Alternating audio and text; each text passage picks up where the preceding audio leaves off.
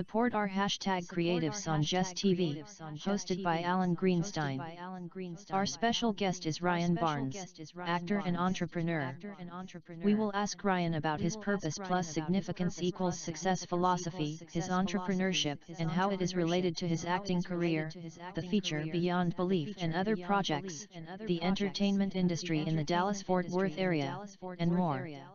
This is a recording of a live broadcast, so expect some imperfections during the show.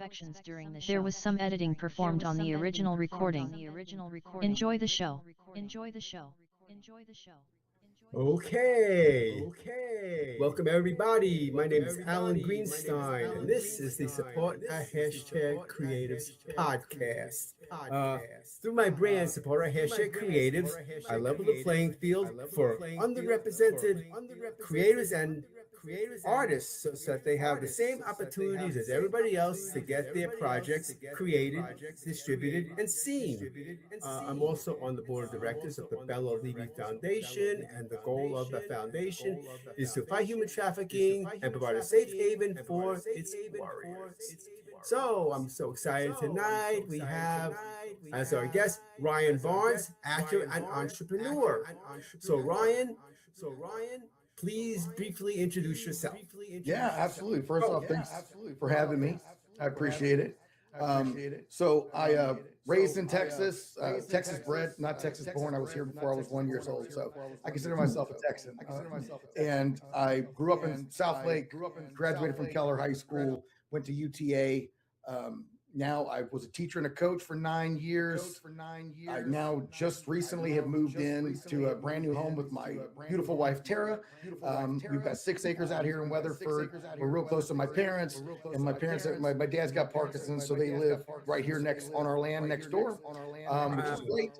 Yeah, so, we're close enough to help out, but also they can tell us to go home. We can tell them to go home. So we got a little bit of privacy. Oh, fantastic. Yes, we'll be talking about what you've been doing in Texas, about how the industry is out there, a whole bunch of things.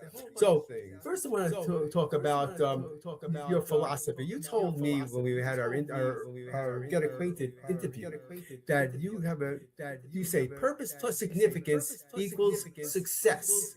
Now, why don't you tell us about that? What does that mean? So first off, I believe that God put us here for a reason. I don't believe it's random. I don't believe it's by chance. I believe he's given all of us abilities and talents and passions that we're supposed to identify, but we're all supposed to use them for a reason. And I believe he put us here for a specific purpose.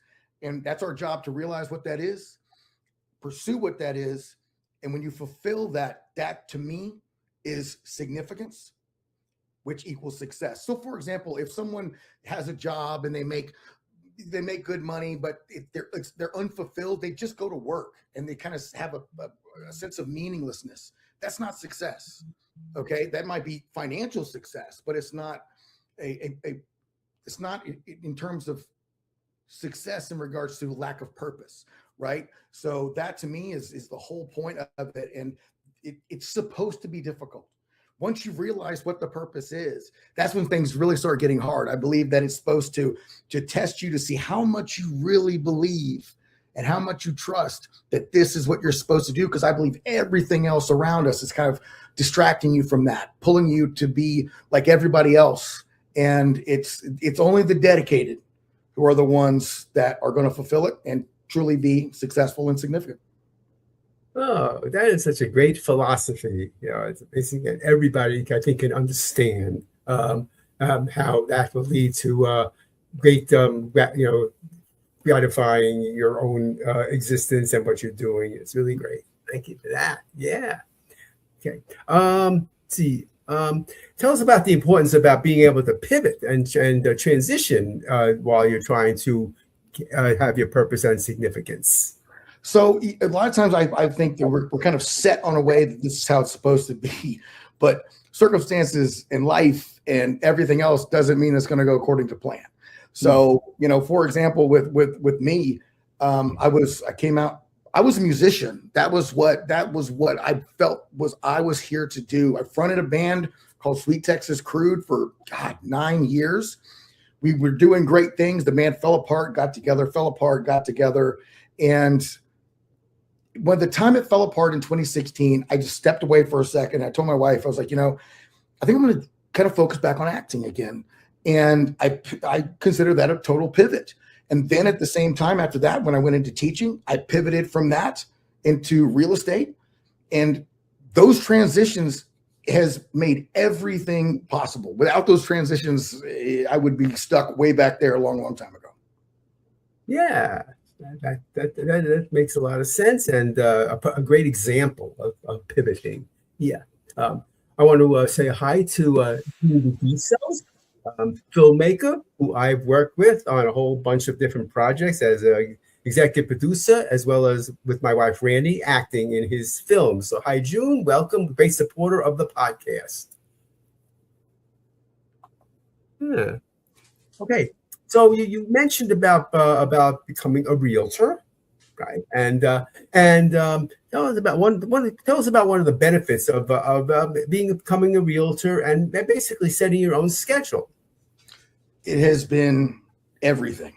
So getting into real estate, I was a teacher before, and teaching was great. I love the kids. I miss nothing else. I miss the kids, nothing else. So not only was I not getting paid, I was working crazy long hours, and I was working for someone, right? I had to get permission. I had to get taken off days, sick days, all this to try to pursue acting, which is impossible. So after a while, a teacher's going to get docked. Okay. So, and it's a destiny of destitution. Unfortunately, my mom was a teacher for 35 years, and she did change so many people's lives. But if I'm going to be an actor, we don't shoot on Saturdays and Sundays, right? You shoot on Monday, Tuesday, like a job. So right. I read a book by Arnold Schwarzenegger of all people, his autobiography, Total Recall. And he goes into detail about, he went into real estate. He also started his own construction company, and he made $1 million before he ever did Conan the Barbarian. Oh. So that he said the reason why he did that is because he only wanted to do the roles that he wanted to do. He didn't want to have to do some corny role to pay the light bill. And he said, you got to be making money to do that. And it blew my mind. It changed. It was a revelation. From that point, I enrolled in real estate school, got my real estate license, put in for my retirement, and changed my career into real estate. Now I can go where I need to go. I can, if a lot of times things are local hires and things like that. So they're not going to pay for you to get there. But if the opportunity is good enough, I can pay for my way to get there myself because of real estate. I would never be able to do that if I was teaching, right? So that has just changed everything for me. And I can still work. I can be on set. Being on set is like being in the military. It's you're sitting around until you're not, and then once you're done, you're sitting around again. I can still do business, contact clients, and do whatever it is that I need to do. Yeah. Oh, that's fantastic. That you've really taken advantage of two things. Doing success in real estate and success in your acting career. Yeah. Yep. Okay. Let's see. We're going to stop for a brief commercial. We'll be right back. I'm Alan Greenstein, founder and producer at Support Our Creatives. At Support Our Creatives, I offer a number of services to support those developing a project. Check out the services tab of my website at supportourcreatives.com. If you are interested, please use the contact tab on my website or email me directly at alan@supportourcreatives.com. And we're back. Okay. Let's talk about working with your talent manager, Connie C. Lamoth. Mm-hmm. We've been working, I guess, for 3 years, I suppose. And I was telling my wife the other day, she's so good at her job, right? So she's my manager. I have 3 agents, but she's my manager. I am in contact with her almost on a daily basis. And she's a lot like my mom, a lot like a mom to me, right? And she believes in me so much. She thinks I'm the greatest thing in the world. And she also is so honest with me. Like every time I do an audition, I send it to her and I send it to my wife. And if she says it's good, I know it's good. And only one time has she ever said, and this is something I'm not going to forget because I don't ever want to hear it again. One time it was just, Ryan, what's going on? You're not putting, I can tell you're not putting all into it again. And I hated hearing that from her because she was right. And I've never heard it since, and I don't ever want to hear it again. So she's been fantastic. She's great. I mean, like I said, I talk to her almost every day. Yeah. Yeah. So how did you two get together? So interestingly, I don't know if she remembers this, but I do. So interestingly, I remember it was in February. I sent her my resume, my demo. I didn't hear back at all until June. Okay. And she contacts me back and said, oh, hey, by the way, I got your stuff. And I would like to talk with you about possibly representing you. And then she made me do an audition. She was involved in the audition. We did it over Zoom. So she put me to the test. She did. And ever since then, we've been off and running. Oh, okay. So how many years has it been now? Did you say 3 years? It's 3 or 4 years. And it blows my mind, as I was telling you earlier, how we've never met. It's crazy. I feel like I know her so well. And I feel like my wife feels like she knows her. And we've never actually met in person, which is crazy. Yeah. Wow. That's something. Yeah. And it's through Connie how I hooked up with you. Yeah. Right. So, yeah. Yeah. Yeah. Yeah. Okay. Let's see. You tell us about some of your commercial work. So I've done several commercials, and there's one still running right now nationally. It's a Sport Clips commercial of all things. Yeah, I get it. I'm bald. I understand that. But so that's running recently. I believe it just ended running. Athletic Brewing Company was a non-alcoholic beer that was running nationally. So that was doing really, really well. Best Buy, Charleston Steakhouse, AT&T. I've done a lot of different things, but the last one I did was Sport Clips. And when I was in New York shooting, it was so cool. I actually saw the commercial several times up there in New York. And I ended up tearing my tricep during that commercial. I had to put had to put a guy in a headlock like 50 times in a row. And the last time I did it, I just popped. And it was excruciating. And somehow we got enough footage to still get the commercial done. I mean, I had to go to the hospital afterwards. It was crazy. Yeah, it's crazy. Wow. Doing commercials is tough stuff. Oh, I expect it is. Oh, yeah. Were you doing commercials before you started doing other film things such as TV and film and movies? So I started doing background work. And to me, that was the biggest thing in the world when I first started. That's when I was still teaching. And matter of fact, the first thing I did was A Murder Made Me Famous. And it was John Wayne Bobbitt story. All right. That's the one whose wife cut his thing off and threw it out in the woods. Yeah. So they made me shave. I did that. I must have been on screen 4 seconds, but to me, that was the coolest 4 seconds in the world. And I just thought, oh my God, like I'm doing it. Right. So after that, I did start doing commercials. Art of Sport was actually Kobe Bryant's product. And it was terrible because he like literally died right after that. He was killed. And from there, started doing some short films, which was good for me though. It got me used to how things work. Then into what I consider real TV shows, things like Vindication, and then into actually feature films. So it's been a journey. That's for sure. Yeah. That's for sure. Yeah. Okay. Yeah. Okay. So we're going to talk now about a feature film that is getting very close to its release date, and the name of it is Beyond Belief. So tell us about Beyond Belief, and like what the story is, how you got the role, and then what role did you play, etc.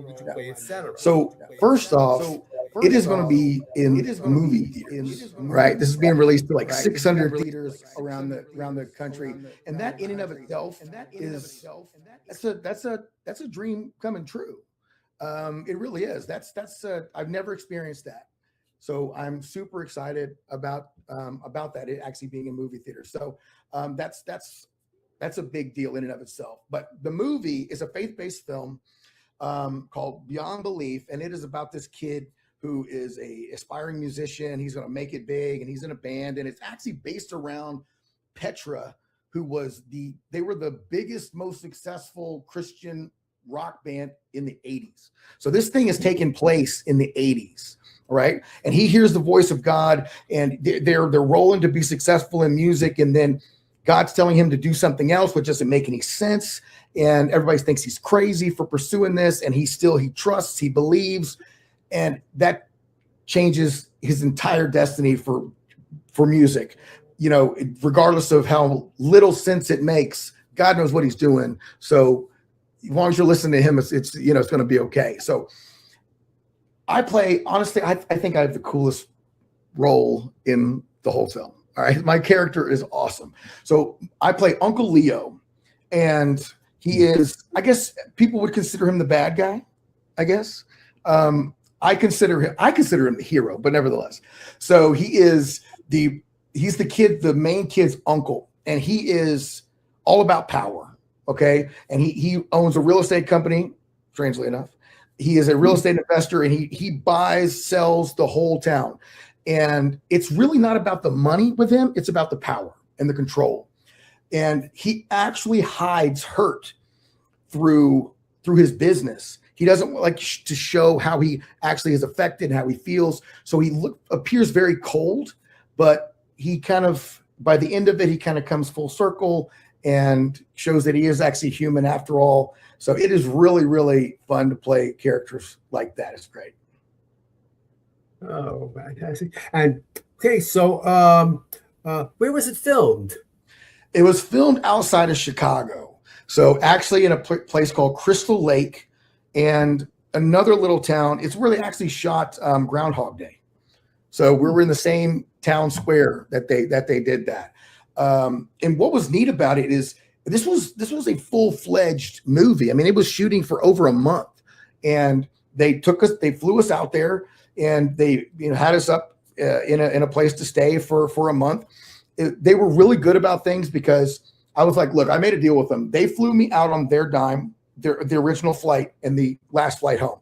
I had to come back every single weekend for real estate. So I put that on my tab because, that's not fair for them to have to pay that. So I would go up and come back, do real estate, go back. And I must have done that 5 times within that month. And so it was a whirlwind, and it was such an awesome experience because the people I worked with, man, there's always somebody on set. I don't care what you do. There's always somebody on set that's just a pain. I was looking for that person the whole shoot, never found him on this set, which is pretty awesome. So everybody was great. Everybody was talented. They knew their part. They knew their role. They were ready to go. And I was looking for them the whole time, and I've never experienced it since. There's always somebody, but not on Beyond Belief. Pretty cool. Yeah. Well, professionalism on set is very important. Yeah, it is. A lot of people don't have it, but you're right. Yeah. I've had the opportunity to be on set, even when I wasn't doing any acting, like as a behind the scenes, like a production assistant or script supervisor. A lot of that stuff. So I got to see how people adhere to the schedule and hopefully get there on time and stuff like that. Yeah. Yep. Yeah. Yeah. Okay. All right. Yeah. Okay. And so when is Beyond Belief coming out? It is coming out August 28th. So it can't get here soon enough, to be honest with you. I've been waiting for this for a long time. And you've done this before. You know that sometimes you can be doing something, and as great as it seems, something falls apart or whatever. You've experienced that, right? Especially in acting, for God's sake. And they have been so on top of this, which is just, it's been really impressive.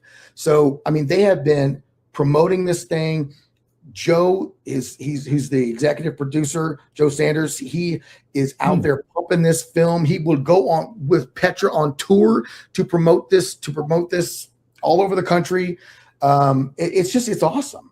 And for him to be able to shop this like he did, and to get the connections that he did, to get the funding and the backing and the distribution, is really impressive. He knows the business so well, and he's able to connect people with people to do those things. And I really haven't been around anybody who does it as well as he does. Oh, well, having somebody like that it's actually a mission success, I think. Yeah. Right. Was there a big span of time between when shooting wrapped and the release? Yeah. It's been a bit. So it was wrapped in November 24. Yeah, November 24th in 2024. So I started shooting in September of 2024. So it's been over a year and a half. Wow. Yeah. Okay. Yeah, exactly. It's been over a year and a half. And some in looking at it, in some ways it seems like it was yesterday, and in some ways it seems like it was years ago. So yeah. Well, that can happen, sometimes. I think having that long stretch, I think that's not really that unusual for something. Yeah.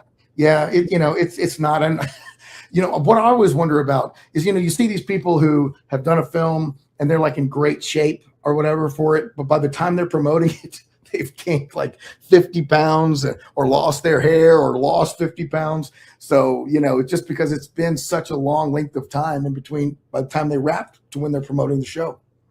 Yeah, that's right. And people go into other projects as well during all this time. Yep. Yeah. So is there going to be a big premiere planned? Red carpet or anything like that? That's a great question. So that is the only thing I have not heard about yet. He said that he's working on it. I sure hope so. Because I would love to see everybody again. This is a big deal. But at the end of the day, I know that what's the most important thing for Joe is having this release be a success. Yeah. And doing it right. So I respect that. But I sure hope we're able to do a premiere. But if not, I know it's because he's focused on the release. Yeah. And this is a nationwide release? Yeah, sure is. Sure is. And here's what's cool. I didn't even realize this. So DFW, where I am, is the biggest faith-based market in the country. So I told Connie and I told Joe, put me to work. I'll promote this thing all over the place. I'm doing it right now. So put me to work, put me out there. I got no problem going where I need to go. I can talk about it all day. Oh, that's great. Well, that's great. Hopefully I will have the opportunity to see it, and looking forward to that. Alan, you got to see it. You got to go. Yeah. Okay. No, that's great. Yeah, I'm really excited about that. I'll be on the lookout for it. Yep. Okay. Good. So now let's talk about another project. This one is called Gravesend. This is a series. Yeah. So there you go. We went from a feature film. Now we're talking about a series. Yeah. Okay. Once again, tell us the basic storyline and how you fit into all this stuff. So it's a mob show. Okay, everybody that you have seen, once you see the show, you will recognize so many people that have been in mob stuff. All right. It's got a cast. Fran Drescher's in it. Ooh. Shaquille O'Neal is in it, which I don't know how that works, but whatever. You've got Andrew Dice Clay is in there, and just a bunch of people that were in it. So I'm obviously not Italian, and it is based around this Italian-American family, again, in the 80s. I don't know what it is about me that gets about the 80s. I don't know. But so my character is named Wesley, and he heads a Irish gang, ironically enough, called the Baldies. So I guess I fit that pretty well. Yeah. But he's a cool character. He really is. I get to have quite a bit of conflict with some of the main guys. So it was a good experience. Yeah. So, how many seasons has Gravesend been on? So this is the third season. It is what I just found out was the premiere. They did a premiere in Long Island for the first 2 episodes. Then it comes out on Amazon Prime June 20th. So it's coming. It's pretty close. Real close. Yeah. Yeah. Okay. Wow. Yeah. Okay. And let's see. So how was it shooting in Brooklyn, which, by the way, that's where I grew up? Yeah. I had never been to New York. All right. So this was my first time ever to be, in New York. Most people go to New York and they go to Times Square. They see the Statue of Liberty. They see Manhattan. They see Trump Tower. They see exciting stuff. And I never saw any of that. I went to Brooklyn, and Brooklyn is very different from what I see New York City is like on TV or whatever. So Brooklyn is like New York. That I'd never heard so many different languages before. You have so many different type of people out there. But I had some of the coolest conversations with some of those people who are so different from me and where we're located and in different views on things. And they were all super cool. None of them could drive. Y'all are the worst drivers I've ever seen in my life. I mean, I was Ubering places, and I just knew one Uber, my last Uber was going to be in a hearse because I thought I was going to die multiple times. They're terrible. Terrible. Yeah. So, for those who are not aware, Gravesend is a neighborhood in Brooklyn. So, yep. That's why I asked that question. Yeah. Yeah. Wow. Okay. Let's see now. Okay. Let's see. Why don't you tell us about working in the industry in the Dallas-Fort Worth area? How is it a big area for filmmaking? It's blowing up. So back in the day, this whole concept of you got to go to Hollywood and you got to move or you got to go to New York. Not anymore. So many people now, for whether it's for the tax benefits or whatever it is, they're coming now to Fort Worth. But who has really put things on the map? Because they were coming to Texas, they would go to Austin. All right. Because, look, nothing against Austin, but Austin is like little Hollywood. At least they think so anyway. Right. Oh. And so that's where everything would be in the entertainment industry. But now you got Taylor Sheridan coming through, and he lives 3 miles from me right over here. So I got 6 acres here. He's got 600 acres over there. All right. So, he goes to my gym. And, just a normal looking dude, except he drives off in a Bentley. But so he is now building the largest studio in North America in North Fort Worth. So that's fantastic. It's unbelievable. So when I was in Lioness, we shot that here, right out, not far from where I live. He does Landman, which is hard to talk about because I know it's a great show, but I'm not ready to watch it yet because they've invited me to audition 11 times for that show. I ain't got one yet. So I'm not ready emotionally to watch that show yet because when I ran into him at the gym, I said to him, hey, I've been in Lioness and I'm just going to reintroduce myself because in case you haven't noticed me before, you're going to notice me again because your casting director invites me to audition for your show like all the time. So just so you know, this is me. Have a good workout. So. So Taylor Sheridan, he is also in Linus? So he is. So he does. That's his show. Oh, yeah. That's his show. Okay. Lioness is his show. Landman is his show. Yellowstone's his show. Mayor of Kingstown is his show. He wrote Sicario. He wrote Hell or High Water. Man, the dude is the most prolific writer out there right now. Plus all this other stuff he's doing, the Madison, Marshalls. Jeez, man. I don't know how he does it. It's incredible. Oh yeah. Oh, lots of names. I mean, I recognize a lot of those titles that you mentioned. Yeah. That's him, man. That's him. That is something. Yeah. Yeah. So, Oh, tell us about Lioness, because you've been in I think season 2 of that, right? Yeah, that was an awesome experience for multiple reasons, right? I'd never been on a set that was so expansive. It was huge. So many working parts. And look, I don't care what the budget is. If the budget's $10 million, they're going to try to get $20 million out of it, right? If the budget's $1,000, they're going to try to get $3,000 out of it. So it was cool. I had my own trailer, right? But they had 19 trailers set up. 19, right? They had multiple armorers there because of the weapons. And man, ever since the whole Alec Baldwin thing, with the shooting, it has made weapons such a hassle on set. So look, I'm trained in weapons. And you can't touch it. The armor has to literally take the magazine, how many blanks you've got in there. They control the whole thing. But I mean, they had real explosives. It was the coolest thing.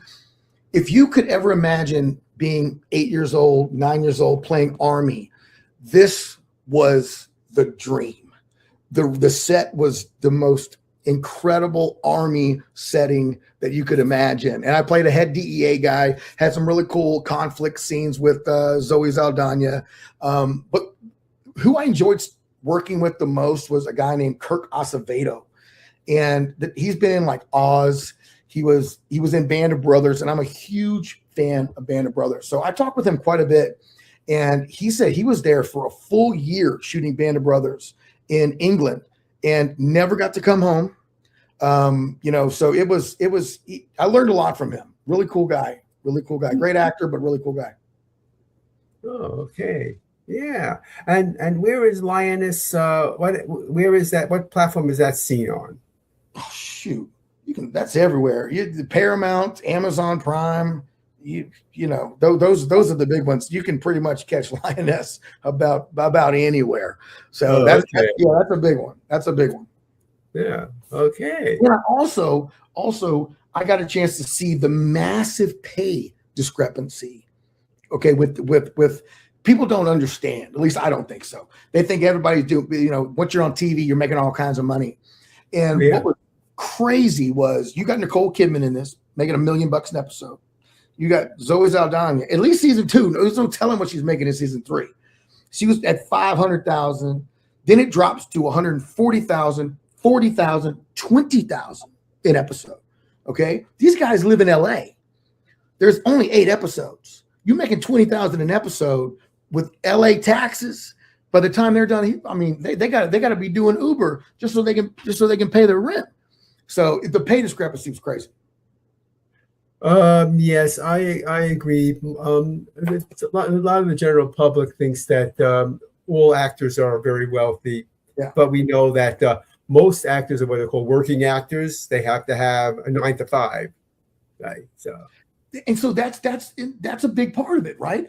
Because so many actors that I know, they can be extremely talented, but because they're broke, they can't do what they need to do. There's nothing romantic to me about being a struggling actor and living in your car for 8 months until you make it, until someone discovers you. I'm sorry, that's not romantic to me.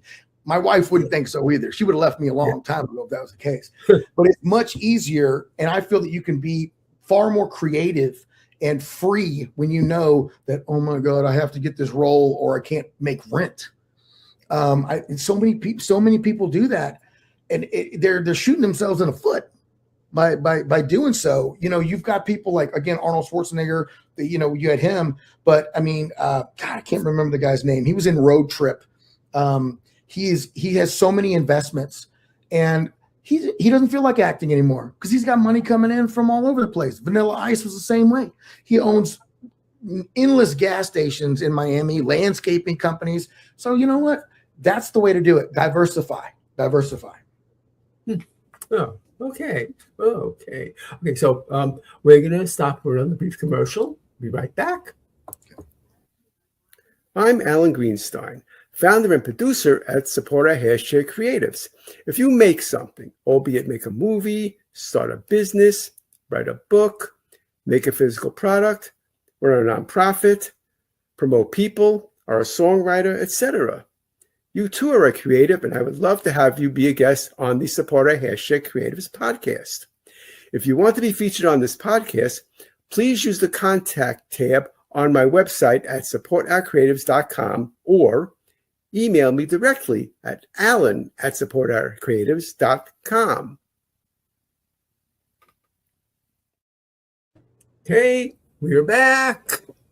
Okay, so you mentioned earlier about the big studio that's being built in the Dallas-Fort Worth area.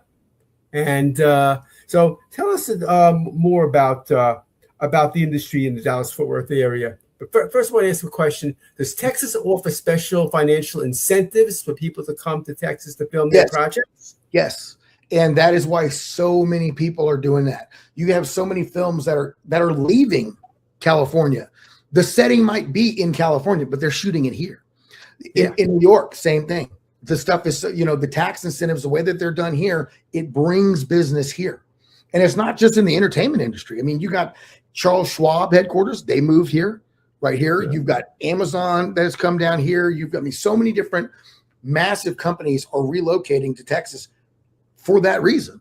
And, to me, that's great. For one, for acting, and two, for real estate. Okay. Because the more people that come here, hey man, the more houses I can sell. So that's good too. Yeah. Okay. So, are there multiple studios already established in the area? That's a big one that's coming up. Okay. So there's not a whole stuff that's being done here is so much of it's shot on location. All right. Faith-based films, you have a lot of things done at what's called Capernaum Studios. Ironically enough, that's also in Weatherford, where I live. So a lot of things are being shot there. Washington, the documentary series that was done there. But so many things are actually shot on location. And because of, like, for example, Taylor Sheridan with Lioness. So down the road from me, there is 1,100 acres owned by the Brazos Cattle Company. And what he does, he rents that out, and it provides the backdrop for a lot of Landman, backdrop for a lot of Lioness. And the Brazos River is used as the Rio Grande. So it's just so versatile down here. The landscape is versatile, and you can be utilized in so many different ways. Yeah. Oh, okay. Well, I mean, it sounds like great opportunities in the area where you live for people who are aspiring to be in the business. So I hope that those who are watching will keep that in mind. Yeah, absolutely. Yeah. I mean, I'm really so happy that the area where you actually live is bursting at the seams with all the industry facilities and stuff like that. Very cool. Yep, it's awesome. Yeah. Okay. Let's see now. Tell us what's next for you. What's your next project? So right now it is promoting Beyond Belief. That's a big thing that I'm doing now. And I've told them to put me to work. Okay. Connie knows she put me to work. Joe Sanders with the film, put me to work. But because I got Gravesend coming out, I guess in a week or so. Barracuda is also something that I shot not long ago in New Mexico. That's got I'm with Anthony Mackie in that, the guy from Captain America. So that's a big one. Also, I can't remember her name. The girl that was in Logan and all these other things. I watch documentaries a lot. So I don't even hardly watch TV or movies to even know who some of these people are. So my wife is the one that has to inform me, like, oh man, that's so-and-so. They were in whatever. Because I watch like stuff on YouTube that is interrogation stuff. So I can watch that for hours. So that's what I do. She tells me that Anthony Mackie has done a lot. So I'm promoting Barracuda, Out on a Limb, which is also shot in New York. I did that 2 months ago. Yep. So that's a feature film, and Beyond Belief. So those are things that I'm working on now, and then gearing back up in the fall to start getting back into filming new projects. Okay. Fantastic. That's great. Okay. So, what advice can you provide for people who want to get into business and do acting, which of course is your territory? What can you tell people? Couple of things. The first thing is you better be able to take rejection. You better be able to take rejection. So I don't know with me if it's arrogance, if it's true self-belief, or if it's delusion. I don't know. But I mean, after things have really kicked off, I went 0 for 54 with auditions. That blows my mind. Right. And I mean, so that is so my theater teacher in high school, right?